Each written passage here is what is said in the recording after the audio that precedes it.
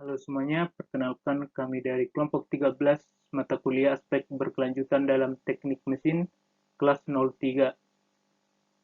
Kelompok 13 beranggotakan diantaranya saya, Rituan Juniper Sumamura NIM 17005, Faris Nuansa NIM 17035, Raymond NIM 17092, Ciesa NIM 18008, Hakim Dwi 18135 dan Dina 18136.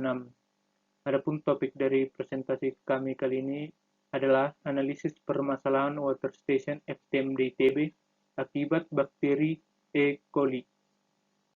Konten presentasi yang akan kami bawakan terdiri dari 4 bagian. Bagian pertama yaitu pendahuluan, berisi tentang latar belakang, tujuan, dan manfaat dari analisis yang kami lakukan. Bagian kedua yaitu adalah teori dasar, berisi tentang metode pengolahan air dan persyaratan air minum. Bagian ketiga adalah pembahasan, berisi tentang solusi dan analisis terhadap aspek sosial, ekonomi, dan lingkungan. Dan bagian terakhir yaitu adalah bagian kesimpulan dan saran. Bagian pendahuluan. Yang pertama itu latar belakang. Air merupakan salah satu kebutuhan pokok dalam kehidupan manusia. Selain untuk memenuhi kebutuhan metabolisme atau kita minum, air juga dimanfaatkan dalam kegiatan sehari-hari, misalnya untuk mandi dan untuk mencuci. Menurut UN World Water Development Report menyatakan bahwa konsumsi air terus meningkat sebesar 1% per tahun sejak tahun 1980 dan diperkirakan akan meningkat dengan angka yang sama hingga tahun 2050. Peningkatan ini diakibatkan karena jumlah penduduk yang terus meningkat dan dalam aspek ekonomi penggunaan air terus juga meningkat, sehingga dibutuhkan upaya dalam pemenuhan kebutuhan air tersebut, baik dengan pengolahan sumber daya air yang lebih efisien maupun dengan penghematan pemakaian air. Salah satu manfaat dari air yang biasa kita gunakan adalah untuk kita minum. Menurut Peraturan Menteri Kesehatan Nomor 429 Tahun 2010, air dapat dikatakan sebagai air minum apabila air tersebut telah melalui pengolahan atau tanpa proses pengolahan namun memenuhi syarat dan dapat langsung diminum. Syarat-syarat air minum akan dijelaskan lebih lanjut pada bagian selanjutnya. Sumber-sumber air minum biasanya diperoleh masyarakat dari PDAM, air sumur, air tanah, air hujan, dan sumber-sumber lainnya. Dalam Sustainable Development Goals atau SDG juga memperhatikan aspek kebutuhan air yang layak untuk generasi sekarang dan generasi yang akan datang. Aspek ini tercantum dalam tujuan nomor 6 yaitu Clean Water and Sanitation.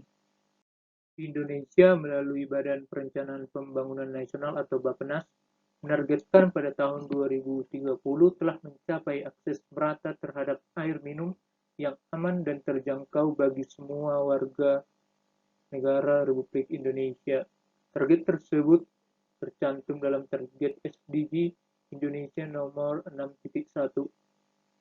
Pencapaian SDG tersebut juga tidak hanya dilakukan secara nasional maupun tingkat daerah. Pencapaian SDG dapat dilakukan secara lokal dalam lingkungan masyarakat. Contoh kasus adalah di lingkungan FTMD ITB.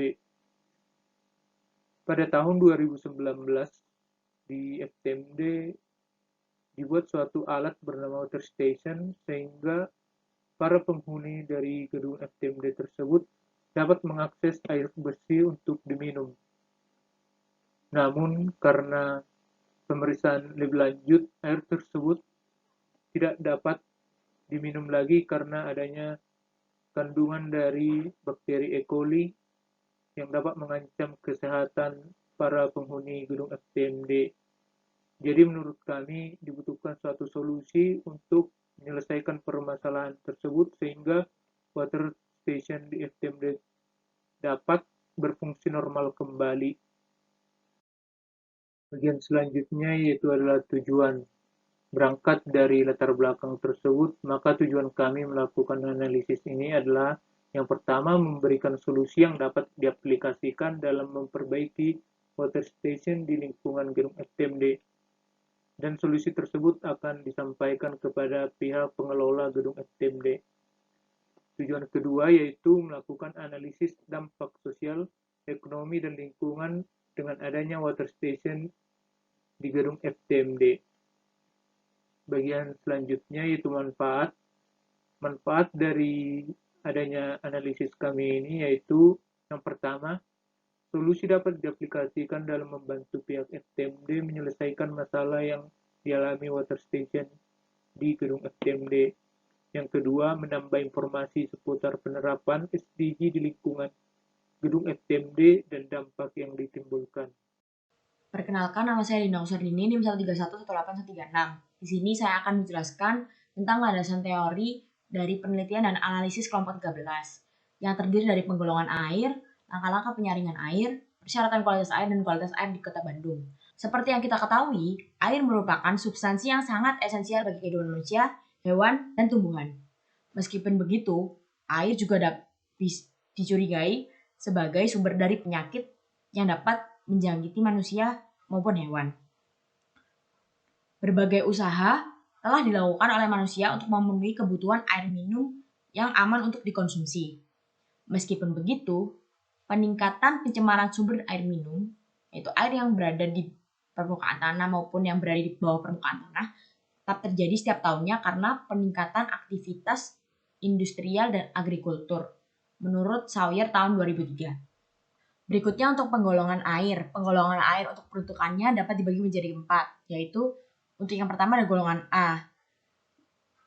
Golongan A adalah air yang dapat digunakan sebagai air minum secara langsung tanpa pengolahan terlebih dahulu. Yang kedua adalah golongan B, yang merupakan air yang dapat digunakan sebagai bahan baku air minum. Yang ketiga ada golongan C, air yang dapat dipergunakan untuk keperluan perikanan dan peternakan. Yang keempat adalah golongan D, yaitu air yang dapat digunakan untuk keperluan pertanian dan dapat dimanfaatkan untuk usaha perkotaan, perindustrian, dan pembangkit listrik tenaga air. Berikutnya untuk air yang dapat diolah dapat dikategorikan sebagai berikut.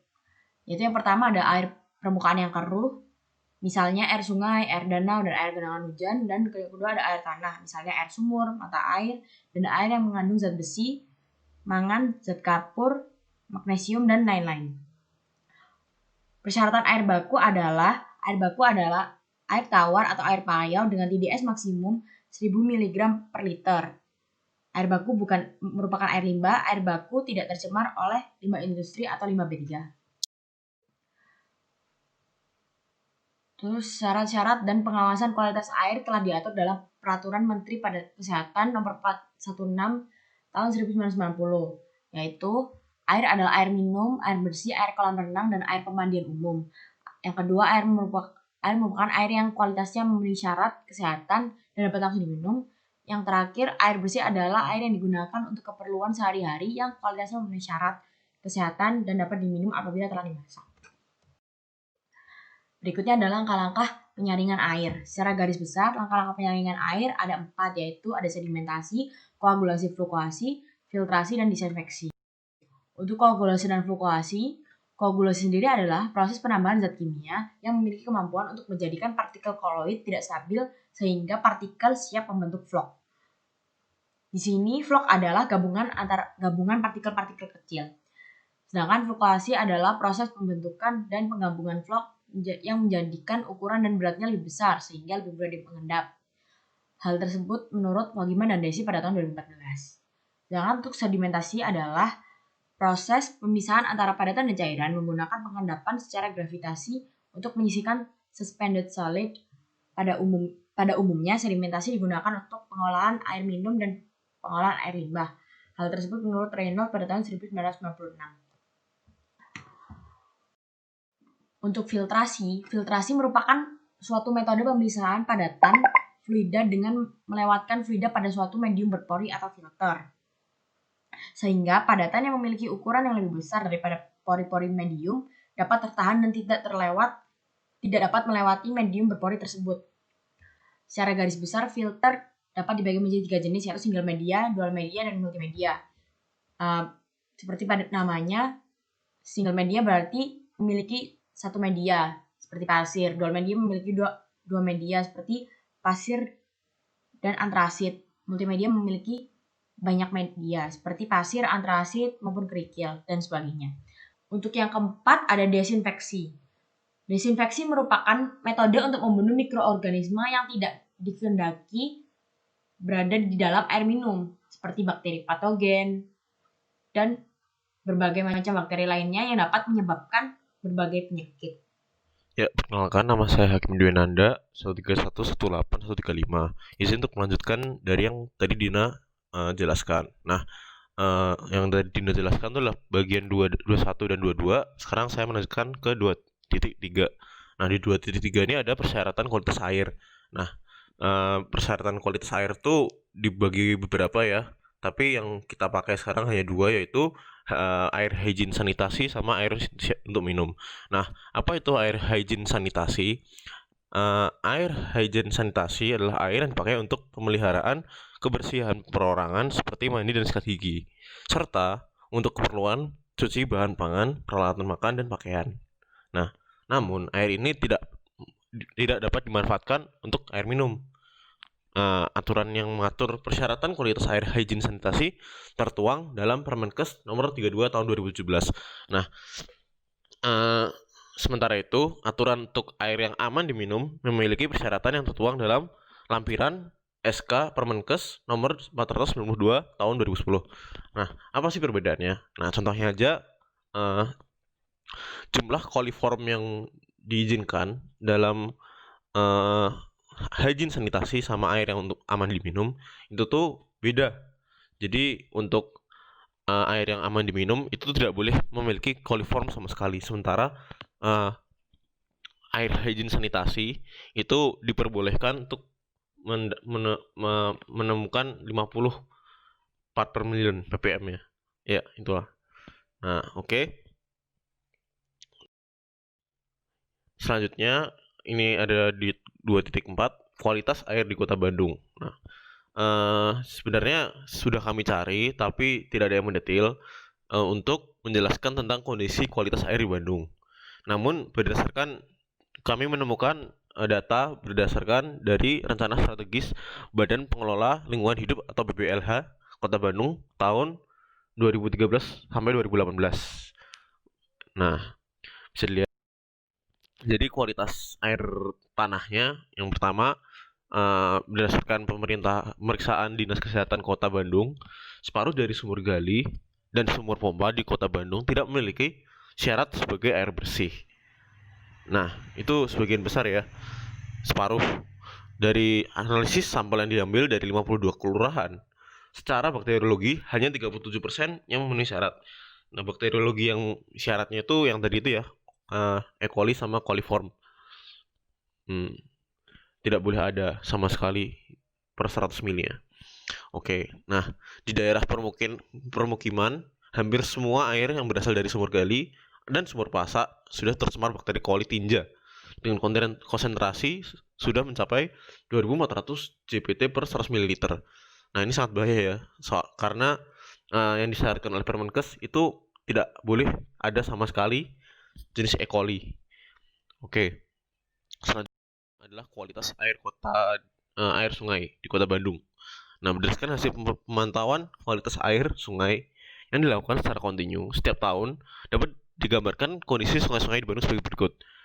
Nah, ini mengalami hambatan self purification akibat pencemaran secara kontinu sepanjang bantaran sungai. Bisa dilihat ya, itu di Kota Bandung sungai-sungainya banyak yang membuang sampah sembarangan.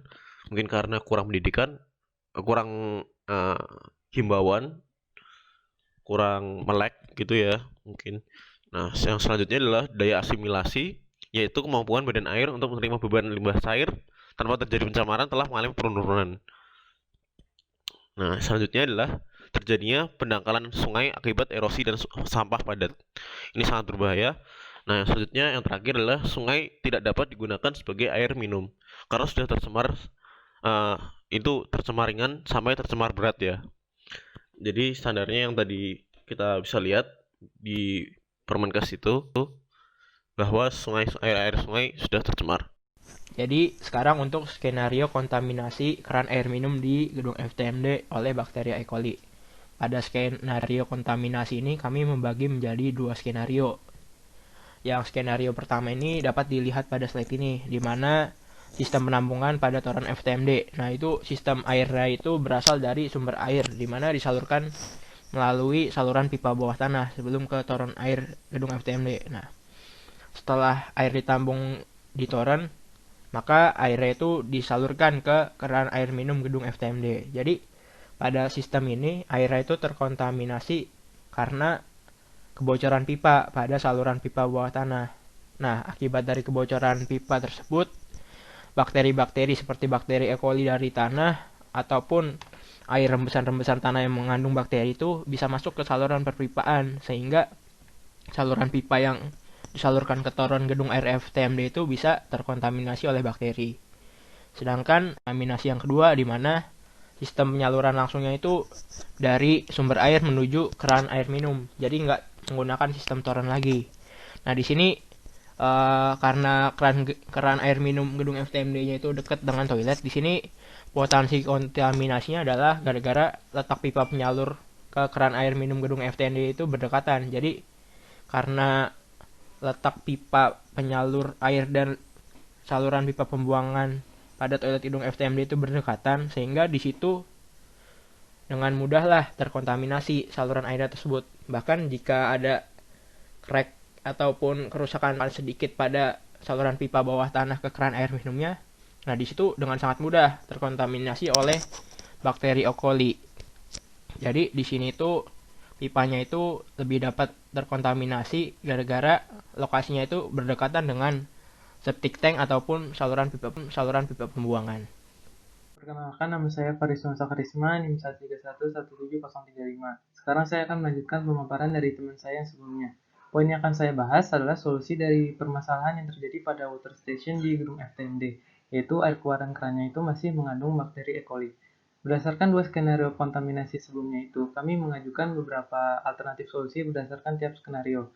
Yang pertama itu, untuk skenario dengan sistem penyaluran langsung dari sumber air menuju keran air minum, itu kami mensolusikannya dengan memindahkan lokasi water station ke tempat yang lebih jauh daripada toilet atau septic tank. Hal ini dilakukan untuk menghindari adanya zat pencemar yang salah satunya itu bakteri E. coli yang dapat masuk ke dalam pipa penyalur air yang akhirnya menuju ke keran air minum. Kemudian untuk skenario dengan sistem penampungan air pada toren, kami membaginya menjadi dua solusi. Yang pertama itu ada solusi utama, itu kami mengajukan dengan penambahan komponen sistem pada sistem yang sudah ada. Dan solusi pendukung, di mana ini lebih ke bagaimana untuk menangani faktor-faktor yang menjadi sumber kontaminasi dari bakteri. Nah, untuk solusi utama sendiri, kami berpedoman pada standar Permenkes nomor 492 tahun 2010, di mana air keluaran untuk diminumnya itu tidak boleh terdapat bakteri E. coli dan coliform sama sekali, atau memiliki kadar 0 jumlah per 100 ml sampel. Maka dari itu, kami merancang sebuah sistem yang dapat menghilangkan bakteri tersebut. Sebelumnya juga, kami mengasumsikan bahwa sebenarnya dari sistem filtrasi yang digunakan pada water station di gedung FTMD sudah sesuai dengan standar yang diharuskan. Namun pada kenyataannya itu, air keran yang dihasilkan masih belum dapat dikonsumsi menjadi air minum karena masih mengandung bakteri E. coli.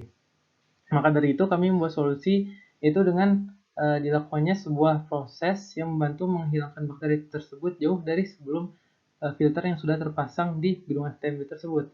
Nama prosesnya itu disinfeksi dengan klorinasi.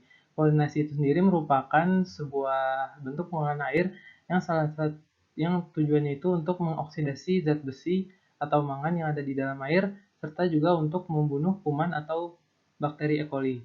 Dilihat juga dari persamaan yang ada di sebelah kanan ini, di mana zat besi dan mangannya itu dioksidasi sehingga terbentuklah FeOH3 dan MnO2. Dan terhadap bakterinya sendiri, klorin ini akan merusak membran dari sel bakteri. Hal ini menyebabkan sel akan kehilangan permeabilitasnya dan juga merusak fungsi sel yang lain. Nah, Ini tuh merupakan skema dari proses klorinasi itu sendiri. Di situ kita bisa lihat ada beberapa komponen. Yang pertama itu wadah larutan kaporit, pompa dosing. Pompa dosing itu merupakan pompa yang dirancang untuk memompa laju aliran bahan kimia ke dalam aliran air. Kemudian ada static mixer sampai ke tangki reaktor. Prosesnya itu dimulai dari air baku yang dari toren dipompa sambil diinjeksikan dengan larutan kaporit atau kalium permanganat dengan konsentrasi disesuaikan dengan kualitas air baku, dan kemudian setelah itu dilakukan proses pencampuran di static mixer.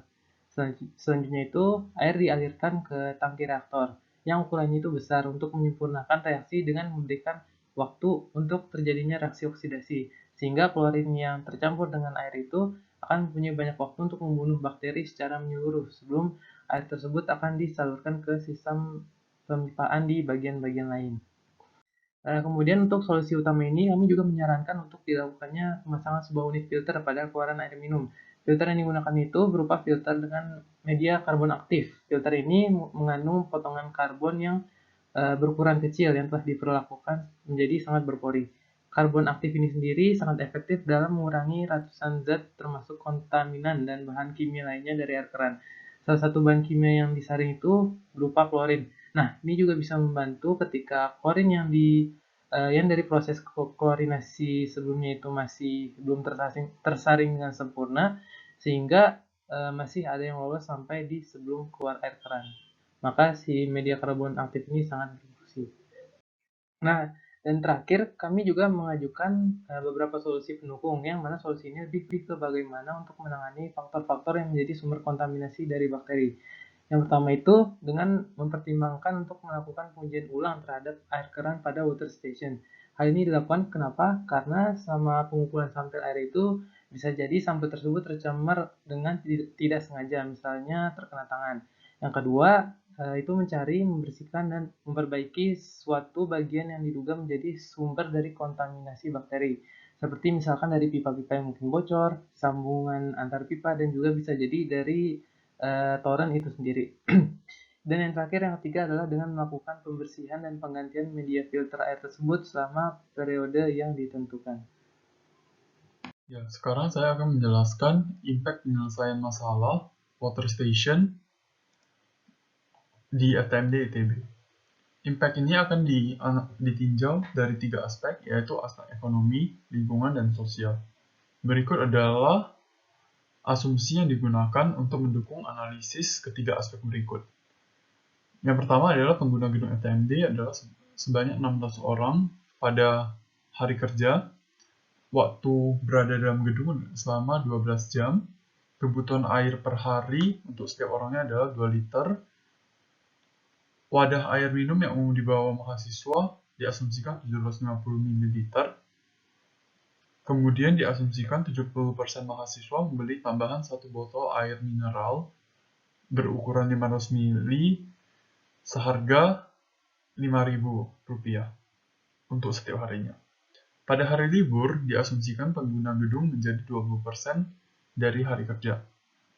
Pengguna water station sebanyak 10% pengguna gedung pada hari libur. Untuk di hari kerja, pengguna water station diasumsikan adalah orang yang membeli tambahan botol air minum, yaitu sebesar 70% dari mahasiswa. Untuk aspek ekonomi, akan dilakukan perhitungan yang dapat dilihat pada tabel berikut. Itu pengguna gedung untuk Senin, Selasa, Rabu, Kamis, Jumat adalah sebanyak 16 orang. Pada Sabtu Minggu menurun 20% hingga menjadi 20%, yaitu menjadi 120 pada Sabtu dan Minggu. Pengguna water station pada Senin sampai Jumat adalah 70% dari pengguna gedung yang didapat 420 orang. Untuk di Sabtu dan Minggu, pengguna water station hanya 10% dari pengguna gedung, sehingga didapat 12 orang. Untuk biaya air mineral adalah sebesar Rp5.000 per botol. Kuantitas air mineral yang dibeli per orang adalah satu buah, sehingga diperoleh biaya perharinya untuk Senin sampai Jumat adalah 2.100.000, dan pada Sabtu dan Minggu adalah 60.000. Total biaya dihitung untuk 1 semester atau 4 bulan, yaitu jumlah dari keseluruhan ini selama 1 minggu dikalikan 16. 16 merupakan banyaknya minggu selama 4 bulan, sehingga didapat total biaya pembelian air mineral itu adalah sebesar 169.920.000. Jumlah botol air mineral bekas selama 4 bulan jika diakumulasikan akan menghasilkan 33.984 botol. Dari hasil perhitungan tersebut didapat biaya pembelian itu adalah sebesar 169.920.000 yang jika water station beroperasi normal kembali, maka nilai tersebut dapat dihemat oleh pengguna gedung atau mahasiswa. Untuk aspek lingkungan, dari hasil perhitungan pada slide sebelumnya menunjukkan akan terbuang 33.984 botol air minum selama 1 semester pelajaran, di mana untuk memproduksi 1 botol yang baru itu membutuhkan 1 megajoule energi, dan jika untuk merecycle 1 ton sampah botol PET ini akan menghasilkan 3 ton emisi CO2. Jadi jika water station beroperasi secara normal, akan dapat dihemat pembentukan 33.984 botol air mineral yang diakumulasikan menjadi 135,986 gigajoule. Untuk aspek sosial, inisiatif penggunaan water station di FTMD ini dapat menghasilkan menjadi katalis bagi fakultas lain untuk menerapkan hal serupa. Kedua, menunjukkan kepedulian FTMD terhadap penggunaan plastik sekali pakai. Ketiga, meningkatkan kesadaran untuk mengurangi penggunaan botol plastik sekali pakai. Sekian dari saya. Terima kasih. Jadi, kesimpulan pada laporan kami adalah yang pertama, solusi yang ditawarkan kepada pihak FTMD adalah dilakukannya proses desinfeksi klorinasi pada sistem saluran airnya, dan juga penambahan unit filter pada keran air minum di water station FTMD itu sendiri.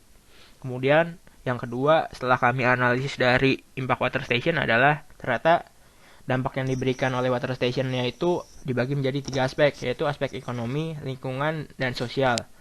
Aspek ekonominya itu tentu saja itu membantu penghematan para penghuni gedung FTMD, dan juga aspek lingkungan dan sosialnya ini sebenarnya digabung, yaitu secara tidak langsung itu dapat menghemat energi. Dalam segi sosialnya itu water station dapat jadi contoh bagi fakultas lain di ITB sehingga dapat mengurangi pemakaian plastik botol PET. Untuk saran pada laporan kami adalah yang pertama itu penyesuaian rangkaian perpipaan antara sumber air ke water station agar dapat disolusikan dengan keadaan yang real. Nah, untuk pada laporan kali ini, karena keterbatasan informasi, maka kami membagi menjadi 2 skema antara rangkaian perpipaan dari sumber air ke water stationnya tadi. Terus yang kedua itu pada perhitungan aspek ekonomi dan lingkungan sebenarnya itu dapat dilakukan dengan metode survei, yaitu dengan metode pengumpulan data primer. Sekian laporan dari kelompok kami, terima kasih.